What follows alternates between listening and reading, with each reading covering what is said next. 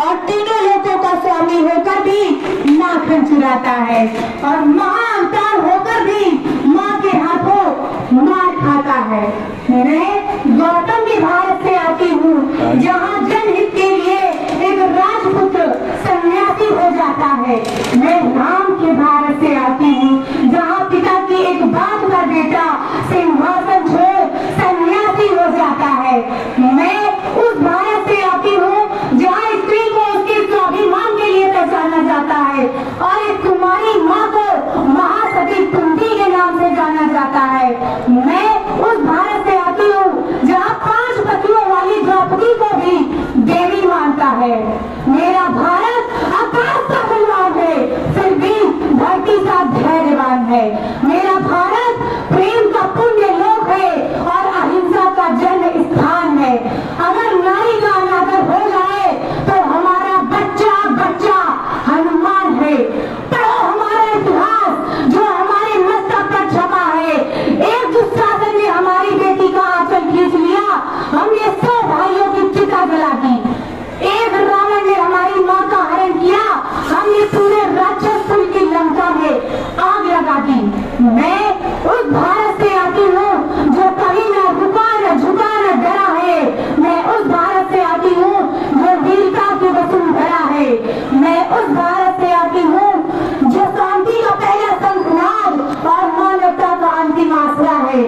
आज अपना परिचय इसलिए दिया क्योंकि प्रणाम करके परिचय देना हम भारतवासियों की परंपरा है। जैसा कि आप सभी को ज्ञात है, आज हम सभी यहाँ आजादी का अमृत महोत्सव मनाने के लिए एकत्रित हुए हैं। यह बहुत ही प्रसन्नता का विषय है कि हमारे प्यारे भारतवर्ष को आजाद हुए 75 वर्ष पूरे हो चुके हैं। लेकिन क्या हम सचमुच आजाद हो पाए? क्या हमें आजादी का सही मतलब पता है? लाल किले पर तिरंगा, सड़कों पर भारत माता की जय और स्कूलों में विंध्य हिमाचल यमुना गंगा। क्या सिर्फ इतनी सी आजादी काफी है? क्या सिर्फ इतनी सी आजादी के लिए वो 25 साल का जनेधारी एनफील्ड पार्क में ब्रिटिश सरकार से लड़ गया था? 23 साल का सरदार मेरा रंग के बसंती गाकर फांसी चढ़ गया था? और क्या सिर्फ 1.5 गज कपड़े के लिए नेताजी ने हिटलर को आग दिखाई थी? और क्या सिर्फ नोट पर छपने के लिए बापू ने सीने पर गोली खाई थी? नहीं, आजादी वो है जब पैरों को छालों का डर न रहे और सच को सवालों का। आजादी वो है जब झुके हुए सरों का मुकद्दर बदल जाए और झोपड़ों के दिलों से हवेलियों का डर निकल जाए। आजादी वो है जब हौसले की चिड़िया बाधाओं का पिंजरा तोड़ दे और ABC से डरना छोड़ दे। आजादी वो है जब अमन के गीत गाते गले से लहू न आए और अमरूदों के मौसम में बारूदों की बू न आए।